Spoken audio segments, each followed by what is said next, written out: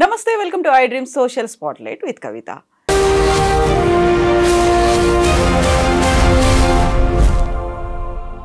సినీ నిర్మాతల ఇళ్ళు ఆఫీసుల మీద ఐటీ దాడులు ఉదయం నుంచి కొనసాగుతున్నాయి. ఇలాంటి ఐటీ దాడులు కొత్త కాకపోయినప్పటికీ భారీ బడ్జెట్ చిత్రాలు అందులోనూ రికార్డ్ స్థాయి కలెక్షన్స్ ఉన్నాయి అన్న వార్తల తర్వాత ఈ దాడుల వెనకాల ఉన్నటువంటి మర్మం ఏంటి? యాక్చువల్గా లెక్కలన్నీ సరైనవిగానే కనిపిస్తున్నాయా? వీటి వెనకాల కూడా మతలబ్ ఏమైనా ఉందా? మనతో పాటుగా ఉన్నారు ఫిల్మ్ క్రిటిక్ భరద్వాజ గారు. సార్ నమస్తే. సార్, ఇలాంటి లెక్కలు కావచ్చు, లెక్కల తర్వాత వచ్చేటువంటి ఇమ్మీడియట్ దాడులు కావచ్చు ఫస్ట్ టైం కాదు. కాకపోతే ఈ మధ్య కాలంలో తరచుగా ఒక భారీ బడ్జెట్ చిత్రం, రికార్డ్ స్థాయి కలెక్షన్స్ అన్ని బ్రేక్ చేసింది, ఇవి పాన్ ఇండియా రికార్డ్స్ అని లెక్కలు చూపించిన తర్వాత ఇలాంటివి జరగడం కాకతాళీయంగా అవుతుందా, కావాలని జరుగుతుందా? అంటే ఎందుకైనా మంచిదని దాడి చేశారండి ఇప్పుడు. అంటే వాళ్ళు రివీల్ చేశారు కలెక్షన్స్ ఒక్కొక్క సినిమాకి. అంటే పోస్టర్లు వేస్తున్నారు. ఈ పోస్టర్ల తాలూకా ప్రభావం ఏదో మేరకు ఉంటుంది. కాబట్టి ఈ పోస్టర్లలోనే కింద వాళ్ళు ఒక కాషన్, అంటే మన కండిషన్ సప్లై అని చెప్పి ఒక డిస్క్లైమర్ వేస్తారు. ఈ కండిషన్ సప్లై అనే పద్ధతిలో ఇక్కడ కూడా ఒకటి వేయాలి. అంటే మేము ప్రదర్శిస్తున్నటువంటి పోస్టర్కి అలాగే యాక్చువల్స్కి సంబంధం ఉందని ఎవరు అనుకోకూడదు అనే పద్ధతిలో వాళ్ళు ఒక ఇది వేయగలిగితే బెటర్గా ఉంటుంది. ఒక డిస్క్లైమరే వేసేస్తే బెటర్. కానీ వీళ్ళు అంటే గేమ్ చేంజర్కి వచ్చేసరికి దాదాపు 180 crores మేము ఫస్ట్ డే కలెక్ట్ చేసామన్న టోన్లో వాళ్ళు పోస్టర్ ఒకటి రిలీజ్ చేశారు. అది విపరీతంగా ట్రోల్ అయింది. అంటే థియేటర్లో జనాలు లేరు, బయట ఈ ఫిగర్ ఏంటి అని చెప్పి చాలామంది థియేటర్లో ఫోటో బయట ఇది కలిపి సోషల్ మీడియాలో గొడవ చేశారు. ఈ గొడవ జరుగుతున్న టైంలోనే రామ్ చరణ్ ఇలాంటివి చేయొద్దు, దయచేసి దీనివలన మన క్రెడిబిలిటీ ఇబ్బందుల్లో పడుతుంది కాబట్టి వద్దు అలాంటివి చేయొద్దు అని చెప్పి ఆయన యూనిట్తో మాట్లాడినట్టుగా కూడా ఒక వార్త బయటకు వచ్చింది. వాళ్ళు ఆగిపోయారు. ఇక దాని గురించి మాట్లాడటం టోటల్గా మానేశారు. ఇక కానీ మిగిలిన 2 సినిమాలకి పోస్టర్లు వేస్తూనే వస్తున్నారు. డాకు మహారాజుకి వేశారు, 156 అని వేశారు. అలాగే ఇక్కడ 166 వేశారు సంక్రాంతికి వస్తున్నాంకి. సో నెమ్మదిగా ఇది 200 దాటుతుంది అని చెప్తున్నారు. దీనికి ముందు వచ్చినటువంటి అంటే డిసెంబర్లోనే వచ్చేసినటువంటి పుష్ప ఉంది. పుష్పకి వాళ్ళు 2000 crore వెళ్ళారు. ఆల్మోస్ట్ రీచ్ అయిపోతుందని చెప్తున్నారు. ఇప్పుడు రీలోడెడ్ వెర్షన్కి కూడా జనాలు థియేటర్లకు పెడుతున్నారు. కాబట్టి మేము 2000 crore దాటేస్తున్నాం అని ప్రకటించేశారు వాళ్ళు. 2000 కోట్ల క్లబ్లోకి ఒక సినిమా వెళ్ళినప్పుడు మైత్రి మూవీ మేకర్స్ మీద ఒక దృష్టి వేయటం అనేది సహజం. వెళ్ళి వాళ్ళ అకౌంట్స్ వ్యవహారాలు అన్నీ ఒకసారి వెరిఫై చేసి వీళ్ళతో పాటు ఈ సినిమాని కొనుక్కున్న వాళ్ళ దగ్గరకు కూడా వెళ్ళే అవకాశాలు ఉన్నాయి. బయ్యర్లేనండి, డిస్ట్రిబ్యూటర్లు ఎవరు లేరు ఇప్పుడు, బయ్యర్లే. ఈ బయ్యర్ల దగ్గరకు కూడా ఐటీ వెళ్ళి చెక్ చేసేటువంటి పరిస్థితి అయితే ఉంది. అంటే ఒక వెరిఫికేషన్. రెండోది, థియేటర్లలో టికెట్లు తెగితే ఆటోమేటిక్గా జిఎస్టీ వచ్చేస్తుంది. కాబట్టి కొంత క్లారిటీ ఉంది. గతంలో లాగా లేదు పరిస్థితి ఇప్పుడు. నిజానికి ఈ వాతావరణం తీసుకురావడం కోసమే ఆ రోజుల్లో ఎన్టీ రామారావు గారు స్లాబ్ సిస్టమ్ పట్టుకొచ్చాడు. స్లాబ్ అంటే ఏంటంటే థియేటర్ ఆక్యుపెన్సీతో సంబంధం లేకుండా ట్యాక్స్ కట్టండి అన్నాడు ఆయన. ఆక్యుపెన్సీ మేరకు ట్యాక్స్ కడతామన్నారు వీళ్ళు. ఆక్యుపెన్సీ అనేది మీరు ఫ్రాడ్ చేస్తున్నారు అని ఆయన అన్నాడు. అంటే ఒకే టికెట్ మీద 10 మందిని లోపలికి పంపిస్తున్నారు మీరు అనేది ఎలిగేషన్. ఇప్పుడు ఆ ఎలిగేషన్ చేసే అవకాశం లేదు. ఎందుకంటే టికెట్ బుకింగ్ టోటల్గా కంప్యూటరైజ్డ్ అయిపోయింది, ఆన్లైన్లోనే జరుగుతుంది ఎక్కువ. సో ఈజీగా మీకు విజిబుల్గా ఉంది వ్యవహారం అంతా. ఎన్ని టికెట్లు తెగుతున్నాయి అనేది మీరు ఇమీడియట్గా అక్కడే చెక్ చేసుకోవచ్చు. ఈ వాతావరణం ఉంది, జిఎస్టీకి అది చాలు. ఆ మేరకు వాళ్ళు హ్యాపీనే. కానీ వీళ్ళు చెప్తున్నటువంటి ఫిగర్స్ ఇంకెక్కడైనా జరుగుతోందా అసలు? అంటే ఇతర ప్లాట్ఫామ్స్ మీద వ్యాపారాలు ఎలా నడుస్తున్నాయి? సినిమాకి బుకింగ్లో నుంచి వచ్చే డబ్బులు ఒకప్పుడు, ఇప్పుడు అలా కాదు, రకరకాల వ్యాపారాలు చేస్తున్నారు దాని మీద. అంటే ప్రీ రిలీజ్ ఈవెంట్ హక్కులు కూడా అమ్మేసుకుంటున్నారు. అక్కడి నుంచి మొదలవుతోంది. పోస్టర్ రిలీజ్ చేసే ఫంక్షన్ హక్కులు కూడా అమ్మేసుకుంటున్నారు. ఇలా ఎన్ని విధాలుగా వీళ్ళు వ్యాపారం చేస్తున్నారు. ఈ సినిమా అనే ప్రాజెక్ట్ నుంచి ఎంత డబ్బులు వచ్చినాయి, ఎంత వాళ్ళు చూపిస్తున్నారు, బ్లాక్ ఎంత చూపిస్తున్నారు, వైట్ ఎంత ఉంది, ఈ వ్యవహారాలన్నీ కూడా చెక్ చేసుకోవడానికి ఒకసారి ఐటీ వాళ్ళు వెళ్ళి చెక్ చేస్తున్నటువంటి పరిస్థితి. అంతకు మించి ఏమీ లేదు ఇక్కడ. ఏదో పద్ధతిలో మేనేజ్ చేసి పంపించేస్తారు. కానీ ఇది ఒక హడావిడి. ఈ హడావిడితో పాటు పబ్లిక్ దృష్టికి కూడా పెడుతుంది. గతంలో పూరి జగన్నాథ్ గారి ఆఫీస్ మీద కూడా ఇలాంటి దాడులు జరిగినాయి. అంటే 75 సంవత్సరాల అప్పటికి చలనచిత్ర పరిశ్రమలో ఇదే పెద్ద రికార్డు అని చెప్పి ఆయన పోకిరీ టైంలో పోస్టర్లు వేశాడు. పోస్టర్లు, పేపర్ యాడ్లు ఇచ్చారు, వెళ్ళారు, వెరిఫై చేశారు. చిన్నపాటి వేరియేషన్స్ ఉన్నాయి, అవేవో కట్టేసుకున్నాడు, ఆయన బయటపడిపోయాడు, క్లోజ్ అయిపోయింది ఆ కేసు. ఇలా చాలా సినిమాలకు సంబంధించి జరుగుతుంది. అలాగే సినిమా వాళ్ళ మీద ఐటీ దాడులు అనేవి వాళ్ళు ప్రభుత్వాలకు అనుకూలంగా లేని పరిస్థితుల్లో కూడా జరుగుతాయి. అంటే రామారావు గారు పార్టీ పెడుతున్నారు అనే వార్త బయటకు రాగానే ఐటీ దాడులు జరిగినాయి ఆయన మీద. ఐటీ దాడులు జరిగినాయి, కొంత డబ్బులు దొరికింది ఆయన దగ్గర. వాళ్ళు సినిమా తీశారు, ఆయన బయోగ్రఫీ సినిమా తీసి దానిలో ఏమీ దొరకలేదని చూపించారు. కానీ ఆ రోజున వాస్తవంగా డబ్బులు దొరికినాయి. ఆయన ఏదో సంజయ్ చెప్పుకున్నాడు, అయిపోయింది అది. ఇలా తమకు వ్యతిరేకంగా ఉన్న వాళ్ళ మీద దాడులు చేయటం ఒక పద్ధతి. ఐటీ దాడులు ఒకటే కాదు, వాళ్ళ ప్రాపర్టీస్ మీద కూడా దాడులు జరుగుతాయి. అంటే వీళ్ళు ప్రభుత్వానికి వ్యతిరేకంగా ఉన్నారు, ఏదో పొలిటికల్ యాక్టివిటీ ఉంది అనుకున్నప్పుడు కూడా అలాంటివి జరుగుతాయి. ఇది వేరు, ఇది టోటల్గా డిఫరెంట్. దిల్ రాజు మీద అంటే ఆయన 3 సినిమాలు, సంక్రాంతికి రిలీజ్ అయిన 3 సినిమాలకి ఆయనే ఉన్నాడు వెనకాల. డాకు మహారాజుకి ఆయన డిస్ట్రిబ్యూటరు, మిగిలిన 2 సినిమాలకి ఆయనే నేరుగా ప్రొడ్యూసరు. కాబట్టి ఇప్పుడు ఆయన బ్యాలెన్స్ చేసి చూపిస్తాడు. ఇది ఆయనకు ఒక డిజాస్టర్ కూడా ఉంది, గేమ్ చేంజర్. అలా గేమ్ చేంజర్ ఈ రూపంలో ఆయన కాపాడినట్టు అనుకోవాలి. అంటే ఆయన అందులో వచ్చిన ప్రాఫిట్ అంతా కూడా ఇందులో నష్టంగా చూపించేస్తాడు. ఇప్పుడు చూపించి గేమ్ చేంజర్ని అడ్డం పెట్టుకుని బయటపడిపోతాడు. కానీ మైత్రి మూవీ మేకర్స్ వాళ్ళు జస్టిఫై చేసుకోవాలి. ఈ 2000 కోట్లు అని ప్రకటించినప్పుడు బాగానే ఉంది, కానీ దాన్ని జస్టిఫై చేసుకుంటూ వాళ్ళు లెక్కలు చూపించాల్సినటువంటి అవసరం డెఫినెట్గా ఉండే అవకాశం ఉంది. వాళ్ళు ఎలా మేనేజ్ చేస్తారనేది చూడాలి. అంటే వీళ్ళందరూ ఆల్రెడీ ప్రిపేర్ అయ్యే ఉంటారు ఈ దాడులకి, వీటికి ఇలాంటివి జరుగుతాయని లెక్కలు బయట పెట్టినప్పుడే డెఫినెట్గా. కాబట్టి ఆ ప్రిపేర్ అయినటువంటి లెక్కలే ఇప్పుడు వాళ్ళకి ప్రదర్శించి క్లోజ్ చేసేస్తారు వ్యవహారం. ఎవరు అరెస్టులు అయ్యేటువంటి ప్రమాదము, లేకపోతే వీళ్ళ మీద పెనాల్టీలు వేసినట్టుగా కూడా గతంలో ఎప్పుడు హిస్టరీ లేదు, మనకి కనిపించలేదు. మనకి దాడులు జరిగినట్టుగా వార్తలు వస్తాయి, కానీ తర్వాత ఆఫ్టర్ ఏం జరిగింది అనేది ఎవరికి తెలియదు. అలా క్లోజ్ అయిపోతాయి ఇవన్నీ. అలాగే జరుగుతుంది ఇది కూడా. సార్, మీరు ఇప్పుడు ఒక మాట అన్నారు, తమకు వ్యతిరేకంగా ఉన్నారు, అనుకూలంగా లేరు అనుకున్న వాళ్ళ మీద దాడులు. ఇప్పుడు ఉన్నటువంటి ఈ ప్రముఖ బడా నిర్మాతలందరూ అనుకూలంగా ఉన్నారా, వ్యతిరేకంగా ఉన్నారా, దారికొచ్చారా, ఎలా అనిపించింది? దారిలోనే ఉన్నారు వాళ్ళు, దారికి వచ్చేసారు. ప్రభుత్వాలకు వ్యతిరేకంగా వెళ్ళే ఐడియాలతో ఎవరూ లేరు. అంటే సినిమా వాళ్ళు ఐటీ దాడులను ఎలా చూస్తారంటే, చిరంజీవి గారి ఇంటి మీద మొదటిసారి ఐటీ వాళ్ళు వచ్చి అకౌంట్స్ అడిగినప్పుడు ఆయన చాలా సంబరపడిపోయి వాళ్ళకి తన చార్టెడ్ అకౌంటెంట్ని అప్పచెప్పేసి అక్కడి నుంచి తను బయటకు వచ్చేసి ఒక ప్రొడక్షన్ ఆఫీస్కి వెళ్ళి ఈరోజు మనం సెలబ్రేట్ చేసుకోవాలన్నాడట. అక్కడ ఎందుకు సెలబ్రేట్ చేసుకోవాలని అడిగాడు ఆ ప్రొడ్యూసర్. ఎవరో కాదు, తమ్మారెడ్డి భరద్వాజ్ గారు. అడిగితే మా ఇంటికి ఐటీ వాళ్ళు వచ్చారు అకౌంట్స్ చూపించమని, నా జీవితంలో మొదటిసారి ఐటీ వాళ్ళు రావటం, నేను చాలా ఆనందపడుతున్నాను, మనం సెలబ్రేట్ చేసుకుందాం అన్నట్టే. ఇది ఎప్పుడు జరిగింది సార్? ఇది ఆయన అంటే ఖైదీ తర్వాత, ఆల్మోస్ట్ ఒక 20-25 years బ్యాక్. ఇంకా ఎప్పుడు 83-84 టైం మీద, 40 ఏళ్ళు.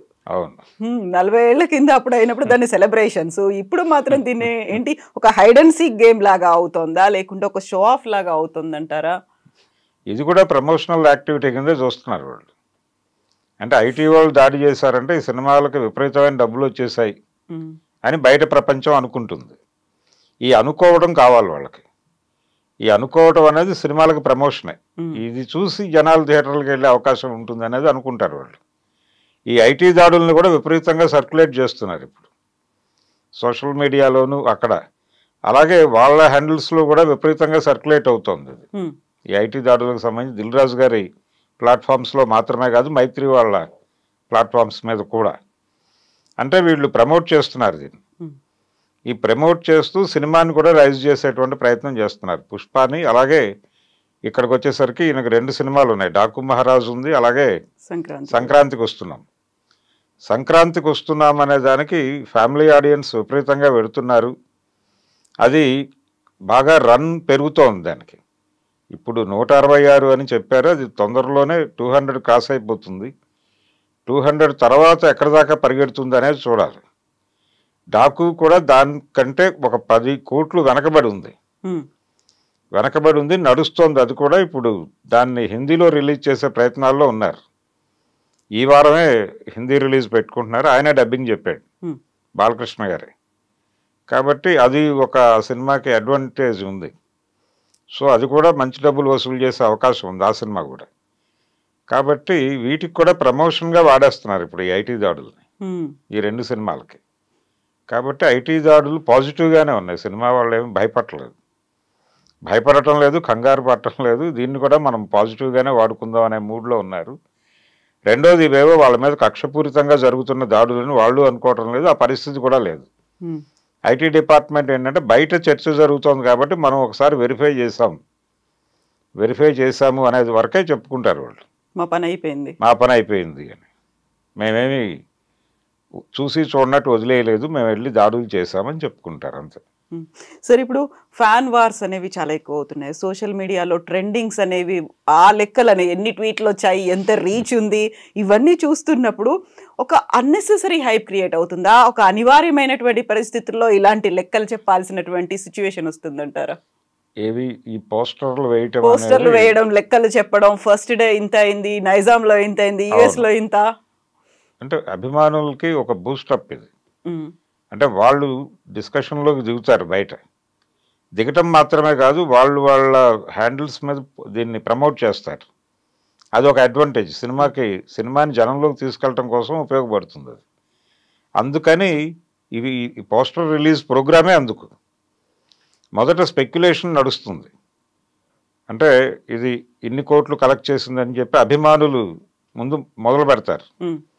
లేదు, అధికారికంగా మేము రిలీజ్ చేస్తున్నాం, ఇది వచ్చినటువంటిది గ్రాస్ అని చెప్పి వాళ్ళు చెప్తారు. ఆ తర్వాత దీన్ని ప్రమోట్ చేసుకుంటూ వెళ్తారు వాళ్ళు. ఇది యుద్ధమే, అభిమానుల మధ్య ఒక యుద్ధంగానే జరుగుతుంది. అంటే సీరియస్గా ఇప్పుడు గేమ్ చేంజర్ పరిస్థితికి వస్తే ఆ సినిమాని ఇబ్బంది పెట్టడానికి 2 హీరోల అభిమానులు కృషి చేశారు అనే వార్త ఒకటి బయటకు వచ్చింది.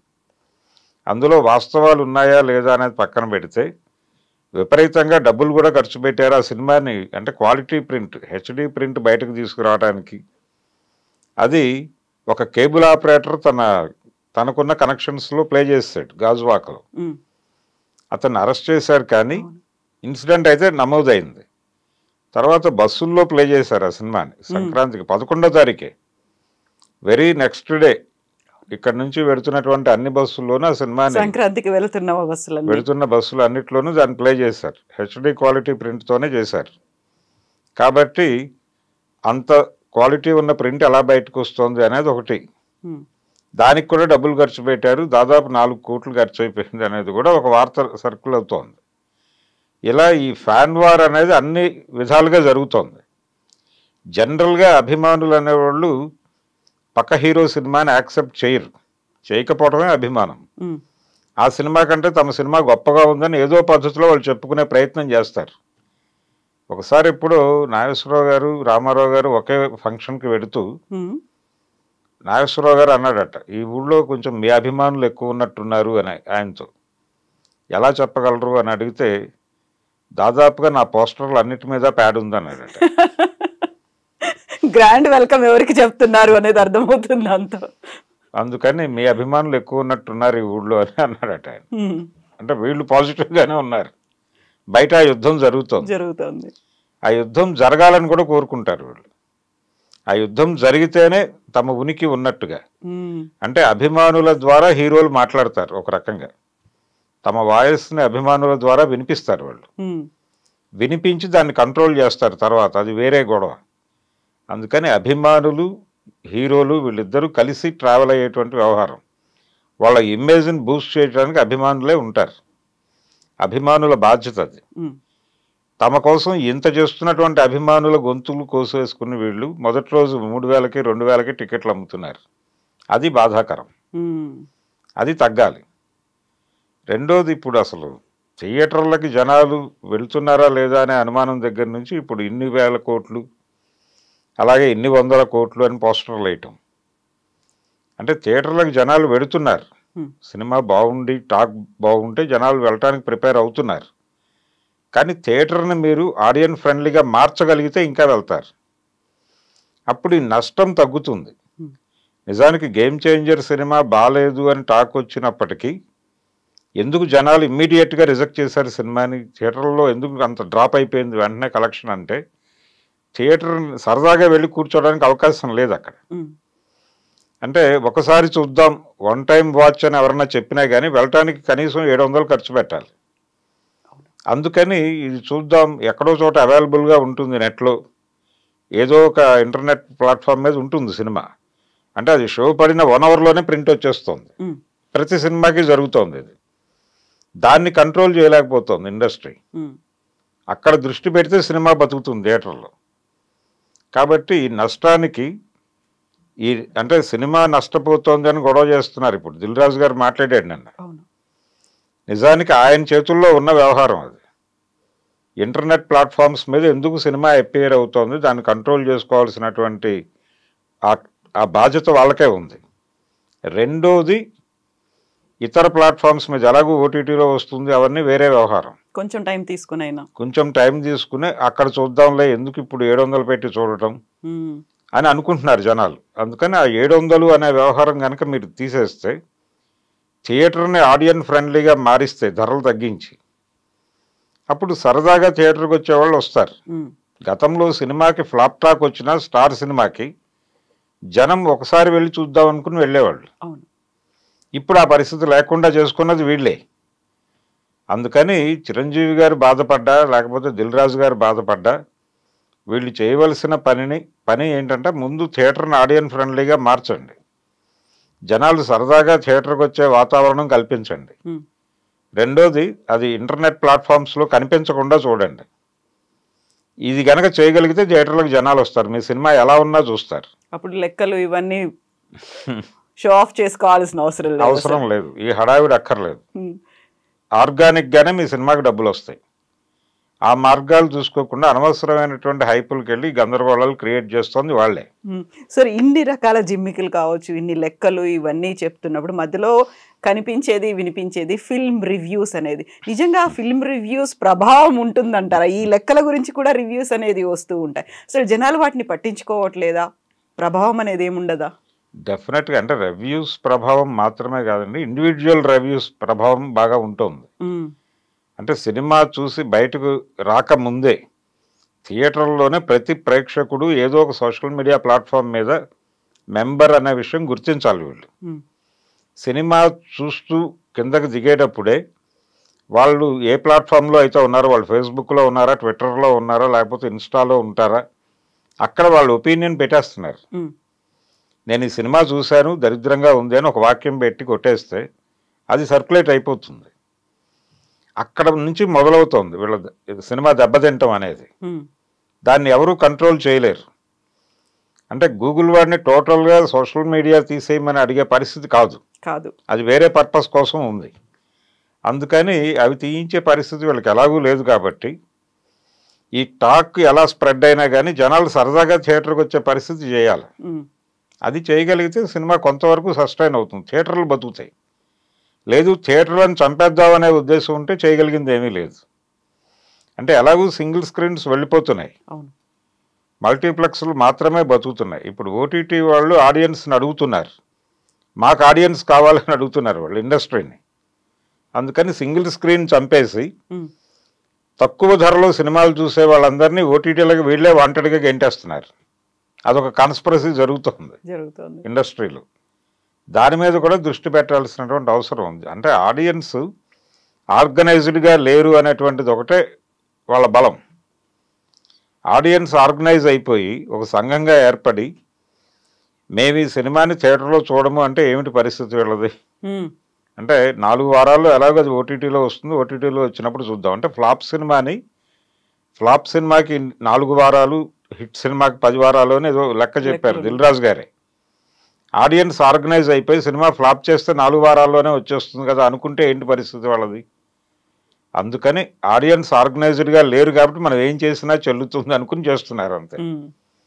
ఇదైతే ఒక కాన్స్పిరసీ నడుస్తోంది. సింగిల్ స్క్రీన్స్ని చంపేసి వీళ్ళందరినీ ఓటీటీలకు పంపించేయాలి అనేది జరుగుతోంది. దీని నుంచి జనాల్ని కాపాడటానికి ప్రభుత్వాలు కూడా చొరవ తీసుకుని కమ్యూనిటీ థియేటర్స్ ఏర్పాటు చేయాలి. ఇప్పుడు వీళ్ళు బలహీన వర్గాలకి ఇళ్ళు కట్టిస్తున్నారు. ఈ ఇళ్ళు కట్టిస్తున్నటువంటి ఏరియాల్లో ఒక కమ్యూనిటీ థియేటర్ కనుక ఏర్పాటు చేయగలిగితే, ఒక చిన్న కమ్యూనిటీ థియేటర్ ఏర్పాటు చేసి 50 రూపాయల టికెట్కి 50 రూపాయలే టికెట్టు, లోపల 10 రూపాయలకే పాప్కార్న్ అంటే జనం వస్తారు. వాళ్ళందరూ థియేటర్కి వెళ్ళే చూస్తారు. అప్పుడు వీళ్ళకి మళ్ళీ థియేటర్లు కళకళలు అవి కనిపిస్తాయి. అందుకు ప్రభుత్వాలు కూడా చొరవ చేయాలి. ఇప్పుడు 2 తెలుగు రాష్ట్రాల ప్రభుత్వాలు కూడా వాళ్ళు ఎన్టీఆర్ నగర్ అనే పేరుతో చేస్తున్నారు. వీళ్ళు ఇక్కడ ఇందిరమ్మ ఇళ్ళు అంటున్నారు. ఇక్కడ కమ్యూనిటీ థియేటర్లను ఏర్పాటు చేయగలిగితే కొంతవరకు సినిమాలు బతికే అవకాశం ఉంది, థియేటర్లు బతికే అవకాశం ఉంది. సినిమా అనేది ఎలాగూ బతుకుతుంది ఏదో ప్లాట్ఫామ్ మీద. కానీ ఇప్పుడు ప్రధానమైన ప్రశ్న అంటే థియేటర్ ఉంటుందా లేదా అనేది. థియేటర్కి వెళ్ళి చూడాలి అనేటువంటి ఆడియన్ ఇప్పుడు ఈ థియేటర్లలో సినిమాలు దెబ్బతినటం వలన జరిగే ప్రమాదం ఏంటంటే, వీళ్ళు ఏం చేస్తున్నారు, థియేటర్ ఎక్స్పీరియన్స్ ఇప్పుడు ఈ సినిమాలు ఇంటర్నెట్ ప్లాట్ఫామ్ మీద అవైలబుల్గా ఉంటున్నాయి, ఫోన్లోకి వచ్చేస్తున్నాయి. ఫోన్లో చూస్తే కుదరదు, ఈ సినిమా థియేటర్లోనే చూడాలి అనిపించేలాంటి సినిమాలు తీయాలి అనే ఎండ్కి వెళ్ళిపోతున్నారు మేకర్స్. వెళ్ళిపోవడం వలన ఏం జరుగుతుందంటే వాళ్ళు రకరకాల విచిత్రమైన కథలు తయారు చేస్తున్నారు, విన్యాసాలు చేయాల్సి వస్తుంది, చాలా విన్యాసాలు చేస్తున్నారు. ఈ గందరగోళం అంతా పోతుంది. అప్పుడు మీరు వ్యవహారాన్ని ఆర్గానిక్గా మార్చగలిగితే వీళ్ళు ఈ విన్యాసాలు చేసే ప్రమాదం నుంచి డైరెక్టర్లు బయటపడతారు. లోకల్ అంశాన్ని గ్లోబల్ లెవెల్లో చెప్పడం అనే దాని మీద కాన్సన్ట్రేషన్ పెరుగుతుంది. అది జరగాలి. కాబట్టి ఇండస్ట్రీ ప్రభుత్వాలు కలిసి కూర్చుని ఒక డిజైన్ చేయాల్సినటువంటి అవసరం అయితే ఉంది. అంటే పర్టికులర్గా థియేటర్ని ఆడియన్స్ ఫ్రెండ్లీగా మార్చటము, అలాగే ఇంటర్నెట్ ప్లాట్ఫామ్స్లో ఎందుకు అవైలబుల్గా వచ్చేస్తుంది. మొన్న మధ్య ఛాలెంజ్ చేశారు వాళ్ళు, ఐబొమ్మ ఓపెన్గానే ఒక స్టేట్మెంట్ ఇచ్చారు వాళ్ళు, మేము ఏ సినిమా అయినా పెడతాం, మీరు ఏం చేసుకుంటారో చేసుకోండి అని. అసలు వాళ్ళకి సోర్స్ ఎక్కడి నుంచి వెళ్తోంది అనేది వీళ్ళు చెక్ చేసుకుని అక్కడ గనక క్లోజ్ చేయగలిగితే కొంతవరకు ఆగుతుంది. వాళ్ళ టీంలోనే ఇలా అందించే వాళ్ళు ఎవరైనా ఉన్నారా అని. లేదు, లీకేజ్ అక్కడి నుంచే ఉంది, అతనికి తెలుసు. ఆమె అందుకనే కాన్ఫిడెంట్గా మాట అంది. దానికి కూడా డబ్బులు చేతులు మారుతూ ఉండవచ్చు. అది కూడా ఒక సోర్స్ ఆఫ్ ఇన్కమ్గా వాళ్ళు చూస్తూ ఉండొచ్చు. అందుకని ఇవన్నీ చెక్ చేసుకోగలిగితే సినిమా కొంతవరకు బతికేటువంటి అవకాశం ఉంది, థియేటర్ బతికే అవకాశం ఉంది. థియేటర్ని బతికించాలి అనే పేరుతో మీరు విన్యాసాలు చేయకుండా ఇలాంటి ప్రయత్నాలు చేయాల్సినటువంటి అవసరం అయితే ఉంది. సార్, ఇప్పుడు end of the day after సోదాలు వచ్చేటువంటి మెసేజ్ ఏముంటుంది ఫ్రమ్ బోత్ సైడ్స్? ఏమీ ఉండదా? ఏమీ ఉండదండి, ఏమీ ఉండదు. వాళ్ళేం మాట్లాడరు. మేము చూసాం, వెరిఫై చేసాం, వెళ్ళిపోయామని చెప్తారు. వీళ్ళు కూడా మేము ఆల్రెడీ అన్ని అకౌంట్స్ వాళ్ళకి చూపించేసాం, మేము ట్రాన్స్పరెంట్గానే ఉన్నామని చెప్తారు, అయిపోతుంది. దీని తర్వాత ఏంటి అనేది మనకు తెలియదు. ఇప్పుడు ఇండస్ట్రీకి సంబంధించి డ్రగ్స్ వ్యవహారంలో కూడా దాడులు జరుగుతూ ఉంటాయి అప్పుడప్పుడు. చాలామంది అరెస్ట్ అవుతూ ఉంటారు, వెళ్తారు, ఇంటికి వెళ్తారు, సోదాలు చేస్తారు, వీళ్ళ దగ్గర డ్రగ్స్ దొరికినాయంటారు, హడావిడి జరుగుతుంది ఆ రోజే. ఆ తర్వాత కేసులు ఏమైపోయినాయి అనేది తెలియదు, క్లారిటీలు ఉండవు. ఎప్పుడూ అంటే పూరి జగన్నాథ్ వీళ్ళు వెళ్ళిన తర్వాత దాని మీద కేసు కొట్టేశామని చెప్పారు ఒకసారి. అలాంటి ప్రత్యేకమైన సందర్భాల్లో తప్ప విడివిడిగా ఒక ప్రొడ్యూసర్ మీద దాడి జరిగింది, ఆ కేసు ఏమైపోయిందో ఇప్పటివరకు తెలియదు డ్రగ్స్కి సంబంధించి. కాబట్టి ఇవేవి బయటికి రావు ఫర్దర్గా, అవి అలా ముగిసిపోతాయి. అవి అంటే మేనేజ్ చేసుకుంటూ వెళ్ళిపోతారు. మేము మేనేజ్ చేసామనే విషయం వాళ్ళు చెప్పరు, వీళ్ళు చెప్పరు. అందుకని ఇది ఈరోజు మాత్రమే హడావిడి, just part of the game అంతే. అందుకని ప్రమోషన్గా వాడుకుంటున్నారు వీళ్ళు. ఈ దాడులను కూడా ప్రమోషన్గా వాడేసుకుంటున్నారు, ఒక రికార్డ్ అది కూడా అంతే.